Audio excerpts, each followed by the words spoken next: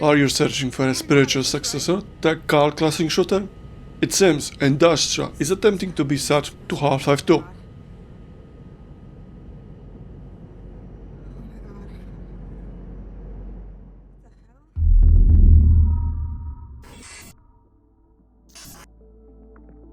Greetings everyone, welcome to the Impressions, where I present a game and you decide if I pique your interest. The review premise is the perspective of a casual player with constructive criticism and an occasional sprinkle of game development insight.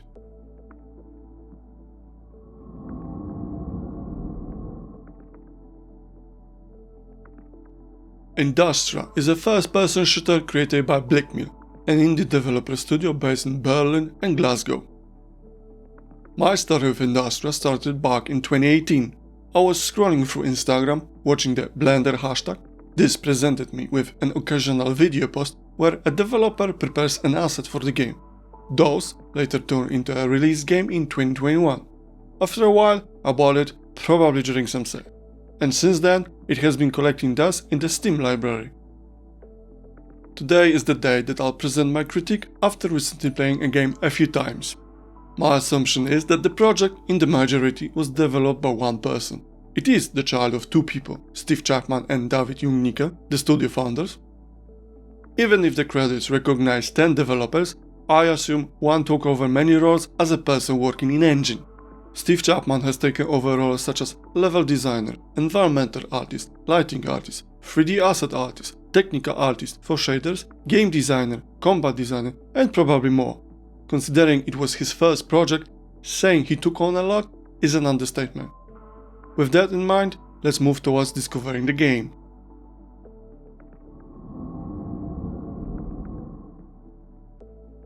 The story of the game is unknown. The player is dropped into the game during the fall of the Berlin Wall. The prologue reveals that something went wrong with some secret science project and the Stasi decided to close it. The project manager, Walter, decided to take action against the issue and, in the end, disappeared. Our protagonist, a woman named Nora, follows in Walter's footsteps and ends up somewhere different. The Steam page tells us it's a parallel universe. Me, I'm not so sure, considering the ending.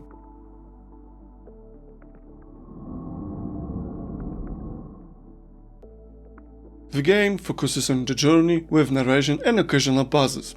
The enemy combat should be considered additional, even though it takes focus majority. Industria features two difficulty modes, normal and hardcore. The first one is for casual playing with checkpoint autosaves and a high amount of findable ammo. Hardcore is characterized by scarce ammunition and only saving manually available at the typewriters, making the player repeat a chunk of the level after death, similar to the bonfire in Dark Souls. Apart from combat, available mechanics for the player are basic platforming, puzzles, inventory items with weapons, and lore nodes for collection. The protagonist's movement is simple. She can walk, strafe, run, it feels like a trot, jump and crouch. Combining running with jumping will make the heroine do a long jump. All of those are utilized in the game through the level design, either for progress or secrets. The puzzles are few and easy to solve. The first chapter, after the prologue, sets the player two puzzles, one after the other. This creates high expectation for players. The solution to the puzzles is finding a required item or switch or making a path with the physics-based objects. Yes, some game objects and props have physics enabled, and the player can pick them up, place them and throw them. It is not very useful in the long run, except for path making or getting to the hidden supply crates. In later stages, the puzzle amount drops in favor of enemies whenever the player chooses to fight or sneak around them. Instead, the game focuses on exploration and storytelling. Nora's equipment includes a flashlight, health vials and 5 weapons. Apart from that, there is also an inventory where the character stores required items or vinyl. The discs can be played on gramophones placed around the world. A lamp is the first item the player finds, and it has an exchangeable battery. So, finding batteries restores the lamp to its maximal light strength. Health vials do not require much explanation. One restores 50% of the protagonist's health, and the player can have up to 3 in inventory. Nora's arsenal is a pickaxe and 4 guns. Pickaxe, a base melee weapon, is mainly used for destroying wooden boards blocking the path and wooden supply crates with ammo. Then we have a pistol with 12 rounds in the magazine, which has pretty high rate of fire. The next one is submachine gun with the highest RPM and largest magazine, 32 bullets. All that comes at a cost, the damage is lower than any other gun. The third gun found by a heroine is a shotgun, with a medium rate of fire and high damage. Closing the arsenal is a bolt action rifle with a low rate of fire. The rifle and shotgun are the most powerful guns in Industria. The notes, which can be found throughout the game, give a little glimpse into the world's story and its past. Some of them are in not so obvious places, which makes them missable. Additionally, it is possible to search cabinets for ammo. Not all cabinets are interactable, so the player quickly learns which objects can be potentially searched. All pickable items have a slight glow around them, which helps locate such objects. The glow does not apply to items hidden in crates or cabinets. The game world features 5 enemy types. The following names are the ones I came up with, cause there isn't any information on what they might be called. The first type encountered is the patch robot, a humanoid machine with a characteristic light instead of a head. They're not very dangerous, but they can hurt the player. It reminds me of a zombie. The second type is a blitz chicken, a small two-legged machine which will hunt and kill a spotted life form with a suicide explosion. Next, there's Hunter, a humanoid machine with a terrifying screech. Those will relentlessly hunt the human. The fourth type is the Exterminator, a humanoid machine equipped with a submachine gun, highly dangerous because of the range damage. The last type is really mad. A Soulblade Dog is a charging machine with 2 soul blades installed in its head. Except for the Hunter, the rest of the enemy types can be killed with one tap from either a shotgun or a rifle.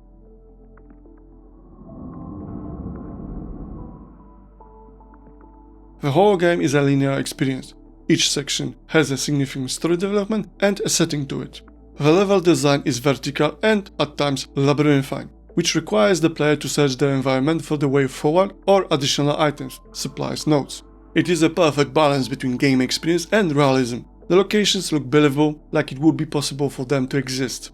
The gameplay is designed as slow and uneasy, keeping the player on his toes, ready to jump on a little sound or enemy reveal, at least during the first playthrough.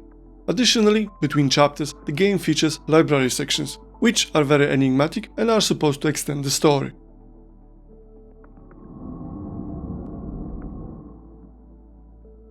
The uneasy atmosphere is also achieved by the lighting with high contrast. The shadows are pitch black, forcing the player to use the lamp and limiting the visibility. Industrial aesthetics is semi-realism with heavy steampunk and industrial themes. All the enemies and the structures connected to the machine plague have more of a dieselpunk style. For those interested or unfamiliar with any of these terms, there are definitions on the screen, and the source links will be in the video description. The European design in architecture and home machinery of the 80s is very well captured. It seems like a time trip, mainly in the interiors of the tenement houses. The library sections are presented in the black and white color film. I'm guessing it's meant to imitate an old TV image. It definitely adds to the mysticism in the whole story. The visual effects are another strong suit of the game.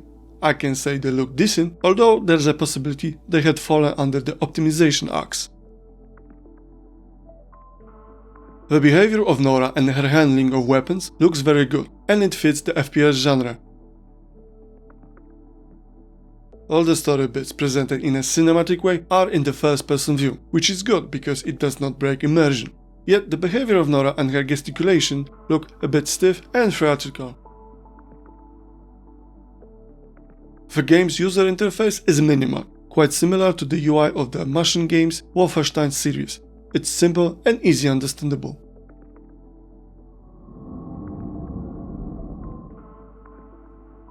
When it comes to an entire audio layer, it works. The ambient layer of environment and sound cues elevate the uneasy mood of the game.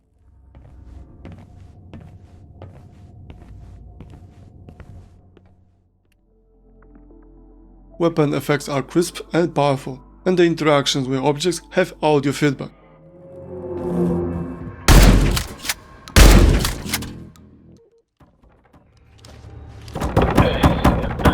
Sorry.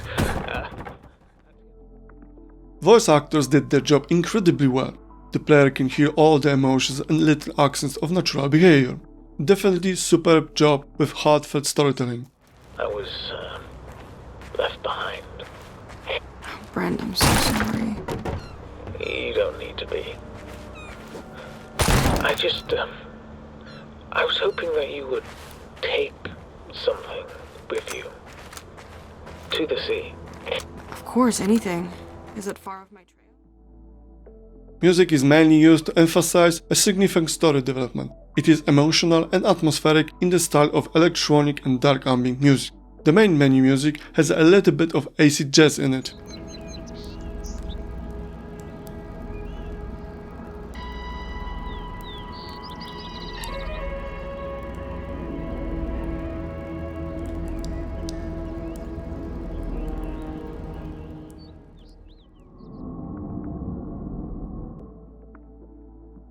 Before I go deep into summarizing Industria, I have a confession.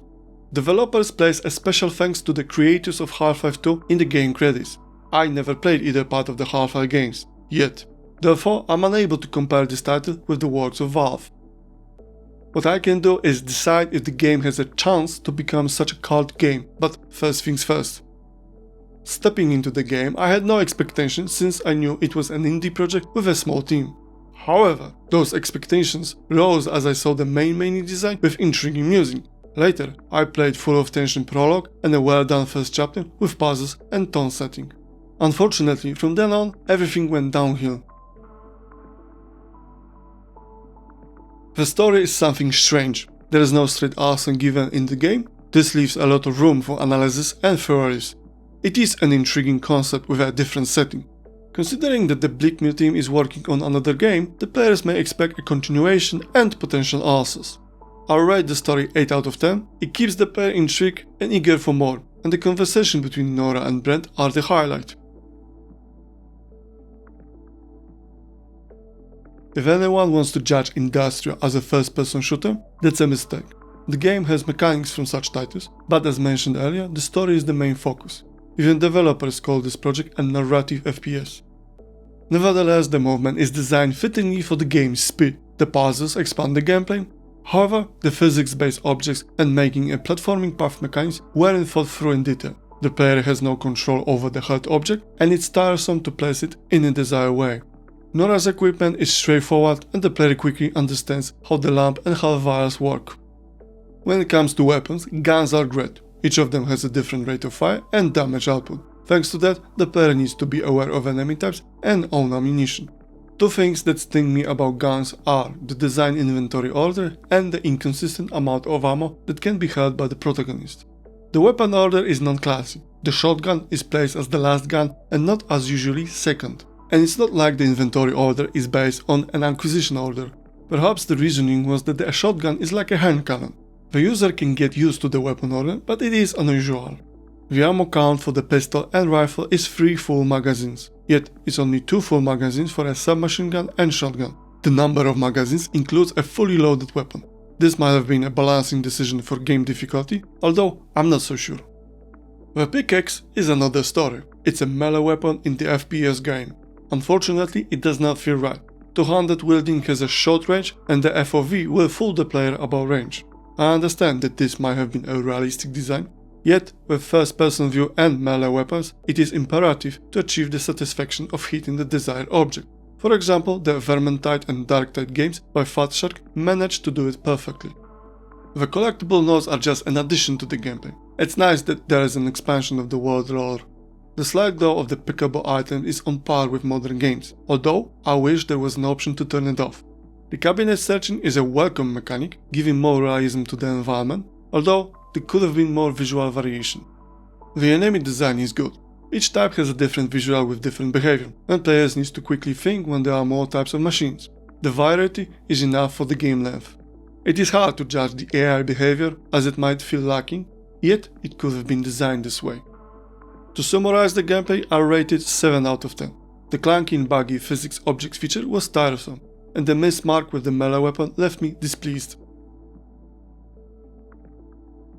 The level design creates enjoyable gameplay. There aren't many secrets, yet it makes finding them satisfying. Unfortunately, the game suffers from occasional incorrectness in collisions. The camera jumping while walking is unpleasant for the eyes and gives me flashbacks of the 90s games. It is not the element you'd want to have an homage. The world building, level design is rated 7 out of 10. Craftsmanship is high, yet sometimes it lacks more depth. For example, more secrets or additional sections with hidden stories. There are two sides to the industrial visuals. One is the climactic style of an intriguing world, and the other is the development. Through the game's progress, the deterioration of the quality is noticeable. The first and second chapter look pretty polished, considering the one dev army. In the later chapters, not so much. Some of that may be caused by the optimization hacks, but not everything. The visual style has a 6 out of 10 rating. The lack of global illumination and the pitch black shadows make the game more horror-like, which I'm not convinced was the idea. There's no option for HUD scaling, which would be a nice quality of life improvement. The library section should have had HUD disabled for better immersion. For my second playthrough, I decided to play without crosshair to enthrall myself more, and the visible dot crosshair when Nora has no weapons equipped should have been disabled along with the rest of the crosshairs. Additionally, the implementation of ray tracing features was a bit of lost time. Considering graphical bugs, it would be better to utilize that time for further polish and ignore the RTX features. The audio layer in Industria almost defends itself. Unfortunately, the moving between indoors and outdoors is heavily noticeable. And the gun sound effects are not affected by the area acoustics. The rating for the audio is 8 out of 10. It could have been worse. The music composer captured the style of electronic music in the 80s. If you like this kind of music, check out the official soundtrack by No Bloom Now. It's a surprising listening experience.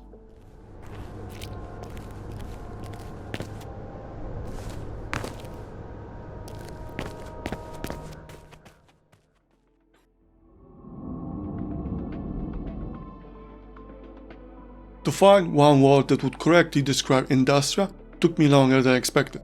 It is budding. It's not a perfect description, but it is close to it. You could say an undeveloped, but showing promise. There is a small hope that the developers learn from their mistakes and the next game will be in a better state, also expanding on the story. The entire game as a package is rated 6.5 out of 10. My first impression was to rate it 8, but the amount of bugs and bits of unpolished game made it lose a 1.5. And to answer an earlier question, does the game have a chance to become a cult game like Half-Life? Not this one. It was a learning process and it shows. The game feels more like an art house cinema than a game experience. On a positive note, the story mysteries got the community's attention. Those people attempt to figure out the plot by analyzing all the bits and pieces.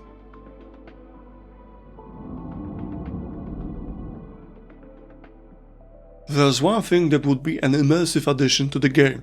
This part is after the verdict because the following feedback shouldn't alter the whole experience or the game's reception. It is just a "it would be nice to have" thing. And it's an in-game option for German voiceovers. Considering the game starts in Berlin, the characters have German names and the story moves to the alternate town of Hakavik, an existing Norwegian location. I believe the German narration would bring even more depth to the game. That's all there is. This is my critique and I stand by it. All the links are in the description. Thank you for watching and see you in the next one.